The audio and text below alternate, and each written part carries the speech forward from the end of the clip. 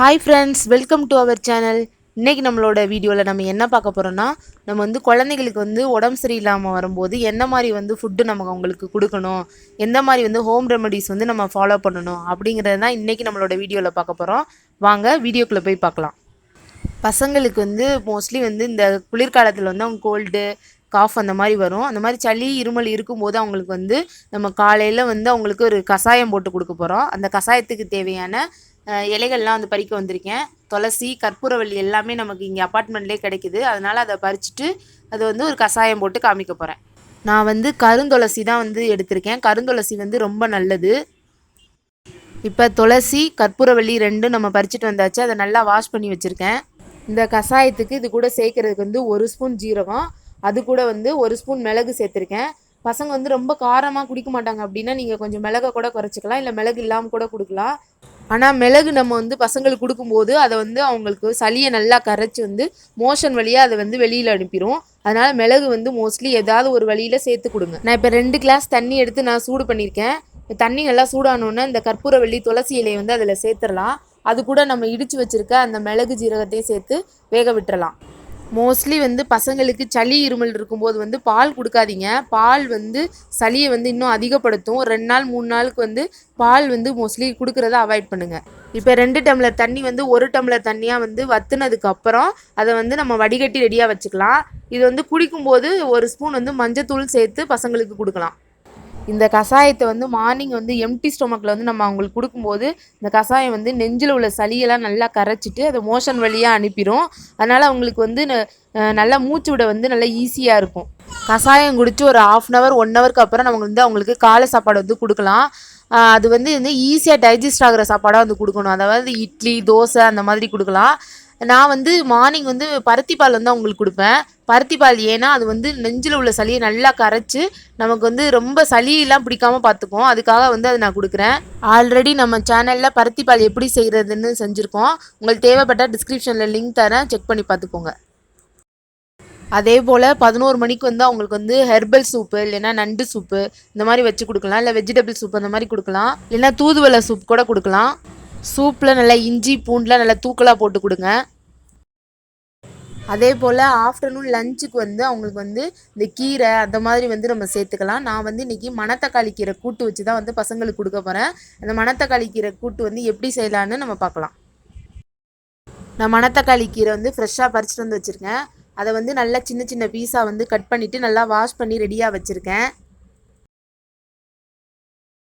அது கூட ஒரு பெரிய வெங்காயம், ஒரு நல்ல பெரிய சைஸ் தக்காளி, ஒரு 10 பூண்டு பல், அதை வந்து நம்ம கட் பண்ணி வச்சுக்கலாம். கொஞ்சம் பாசிப்பருப்பு வந்து ஒரு கப் அளவில் வந்து ஊற வச்சுருக்கேன். நான் இந்த மணத்தக்காளி கீரையை கூட்டை வந்து நான் குக்கரில் போட்டு தான் பண்ண போகிறேன். இப்போ பருப்பு, கீரை, வெங்காயம், தக்காளி, பூண்டு எல்லாத்தையும் குக்கரில் போட்டு அது கூட 2 ஸ்பூன் மஞ்சத்தூள் சேர்த்துறேன். இது கூட இந்த கீரை முழுகிற அளவு வந்து தேவையான அளவு தண்ணி ஊற்றிடலாம். அது கூட வந்து உப்பு சேர்த்துடலாம். 1 ஸ்பூன் ஜீரகமும் சேர்த்துடலாம். அது கூடவே நம்ம வந்து எடுத்து வச்சுருக்க அந்த கொஞ்சமாக ஒரு 1/2 ஸ்பூன் வந்து மிளகாய் தூளும் சேர்த்துக்கலாம். அதாவது வீட்டு மசாலா தூள் வந்து சேர்த்துக்கலாம். இந்த கீரை வேகிற அளவுக்கு தண்ணி நம்ம சேர்த்துக்கலாம். ஒரு டம்ளர் தண்ணி சேர்த்தா போதும். ஏன்னா நம்ம ஒரு 5லேருந்து 6 விசில் தான் விட போகிறோம். அதிலே வந்து கீரை நல்லா வந்து குழஞ்சி வந்துடும். ஒரு 6 விசில் விட்டதுக்கப்புறமும் கீரையும் பருப்பும் நல்லா குழஞ்சி வெந்துருச்சு. இப்போ நம்ம எல்லாத்தையும் சேர்த்து நல்லா மசிச்சு விட்டுறலாம். இந்த சளி பிடிக்கிற டைமில், காய்ச்சல் டைமில் வந்து நம்ம கீரைகள் வந்து அதிகமாகவே சேர்த்துக்கிறணும். அது வந்து நம்ம நோய் எதிர்ப்பு சக்தியை வந்து அதிகப்படுத்தும்.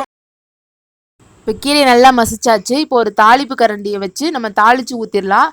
தாளிக்கிறதுக்கு வந்து ஒரு கடாயில் வந்து எண்ணெய் சேர்த்துட்டு அது கூட 1 ஸ்பூன் கடுகு, 1 ஸ்பூன் ஜீரகம், 2 காஞ்ச மிளகாய் கிள்ளி போட்டுடலாம். அது கூட வந்து கொஞ்சமாக பெருங்காயத்தூளும் வந்து சேர்த்துடலாம்.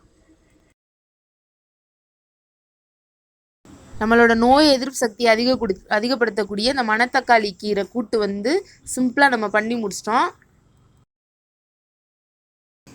இந்த கீரை கூட்டோட நம்ம எப்போவுமே வந்து பசங்களுக்கு வந்து இந்த வேக வச்ச முட்டை வந்து கொடுக்கறது வந்து பழக்கப்படுத்திக்குவோம். அது எப்போவுமே சரி அவங்களுக்கு வந்து ரொம்ப நல்லது. நோய் எதிர்ப்பு சக்தியை வந்து அவங்களுக்கு அதிகப்படுத்தும். அதே போல் லஞ்சுக்கு வந்து அவங்களுக்கு நல்ல ஒரு மிளகு ரசம் வச்சு கொடுக்கலாம். இப்போ வந்து 4 மணி 3 மணி அந்த வாக்கில் வந்து அவங்களுக்கு வந்து ஃப்ரூட்ஸ் கொடுக்கலாம். ஃப்ரூட்ஸ் வந்து விட்டமின் சி இருக்க ஃப்ரூட்ஸ் வந்து நீங்கள் அதிகமாக கொடுங்க. நம்ம நினைக்கிறோம் வந்து ஆரஞ்சு பழம், திராட்சை அந்த மாதிரி கொடுத்தா அவங்க சளி பிடிக்கும்னு.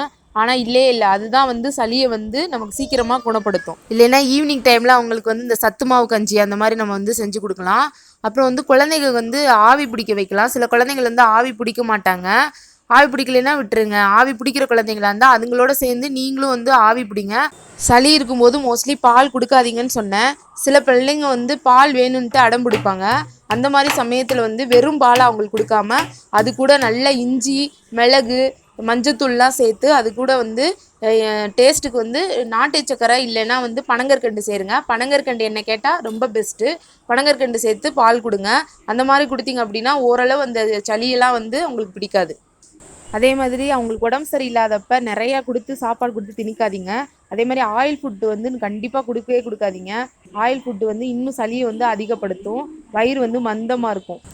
சளி காய்ச்சல் இருக்கும்போது வந்து இந்த ஸ்வீட் ஐட்டம் வந்து அதிகமாக கொடுக்காதீங்க. அதாவது இந்த சாக்லேட், பிஸ்கெட் அந்த மாதிரி எதுவும் கொடுக்காதீங்க.